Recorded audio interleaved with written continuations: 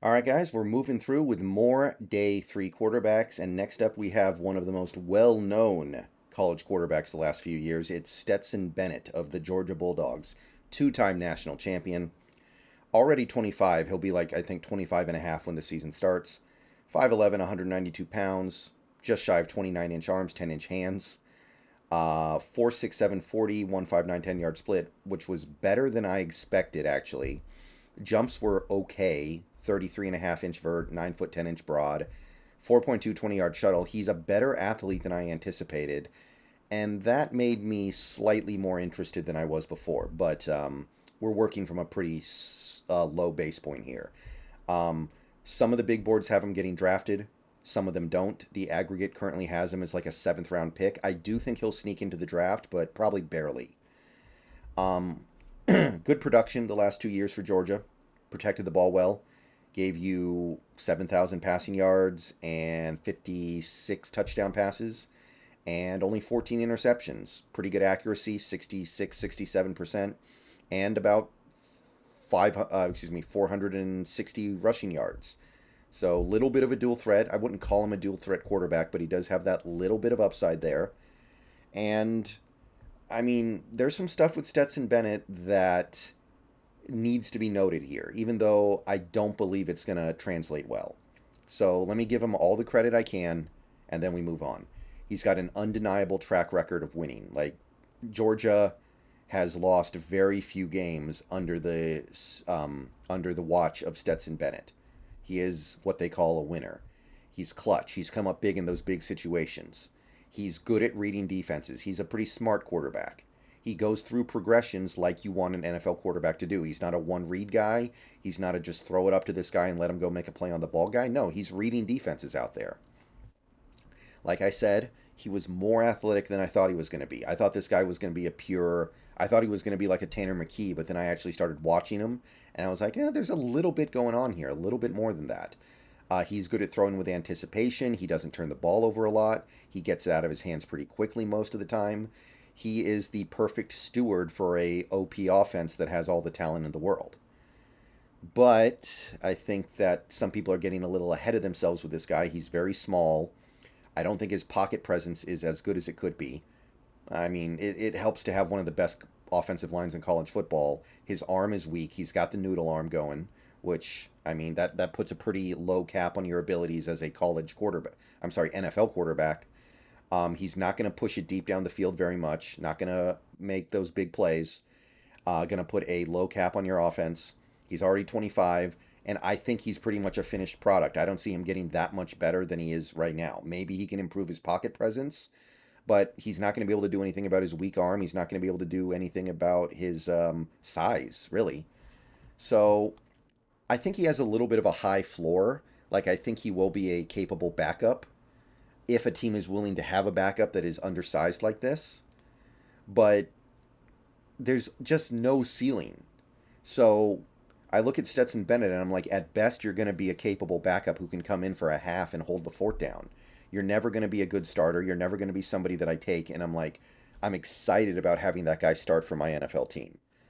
But there is a little bit of security here because he's safe with the ball, he's accurate, and he has a little bit of dual threat capability.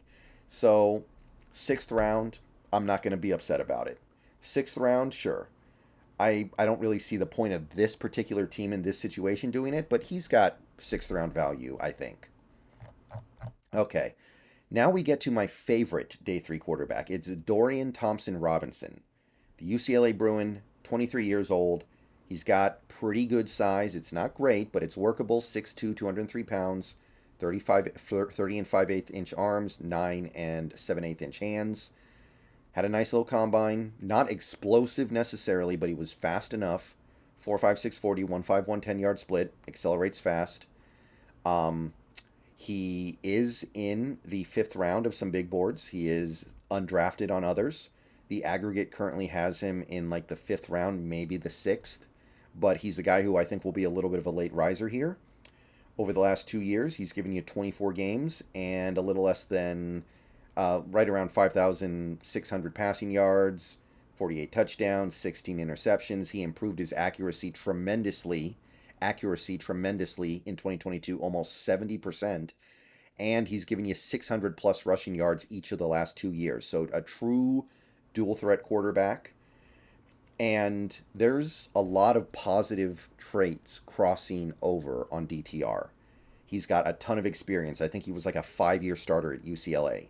He's a great athlete and a two-way threat. He can beat you with his legs and his arm. He's deadly in the open field. He's a great leader for that team. He's got a good throwing mechanics and release. It's not like a Malik Cunningham thing where the throwing motion is just like a dude throwing a toaster. He reads defenses well. This is not somebody who's one read and go. And he's got an arm. He can drive the ball hard. He can drive the ball far. This is not a noodle arm. This is somebody who can push the ball down the field a little bit. A lot of the problems that DTR has, I believe, are things that can be coached up if given some time in the NFL too. So I think this guy could actually develop into somebody who starts and you feel okay about it. His footwork gets a little bit sloppy, and that's when his accuracy leaves him. He is getting better at that, though, so he can continue to get better at it as time goes by. His pocket presence sometimes is not great. I do think he drops his eyes too quickly when he takes off to run. It should, like Anthony Richardson's good at keeping his eyes up when he's running.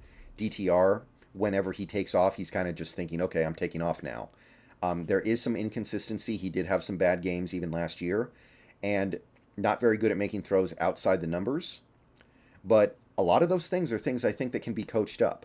So Dorian Thompson-Robinson, like, I think this guy has a real chance to become a good starter in the NFL. Not a great starter, but a good starter. He's a good athlete. He's got an arm.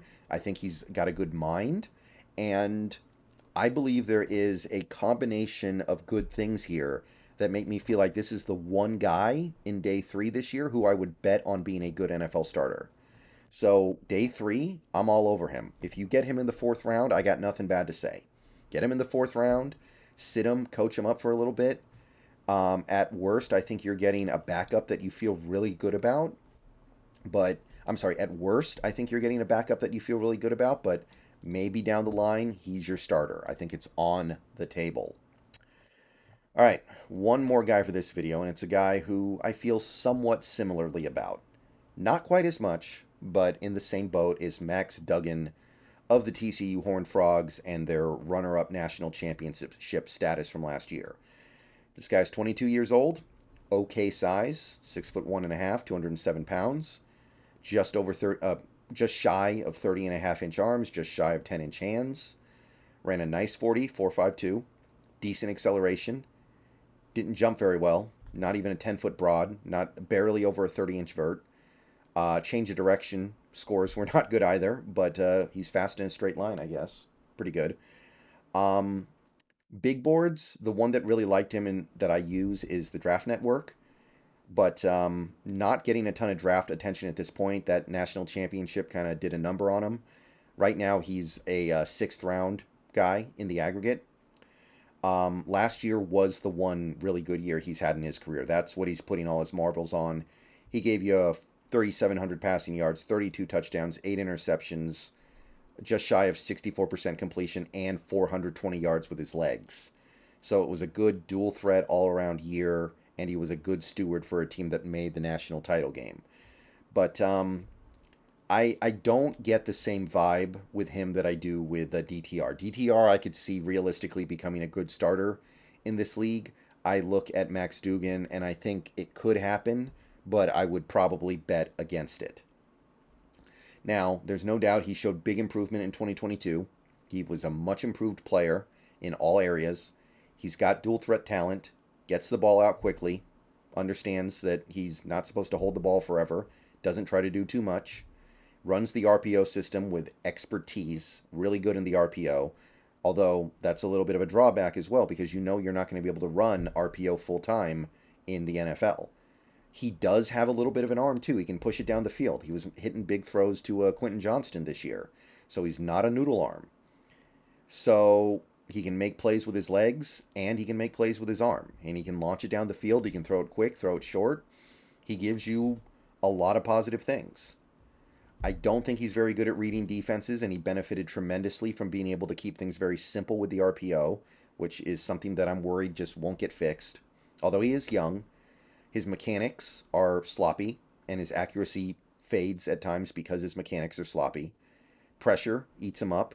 He's not somebody who's going to create on the run. He's not going to be somebody who goes off script and is still able to make a big, accurate throw. And overall, I don't have as much confidence in him translating his abilities to the NFL.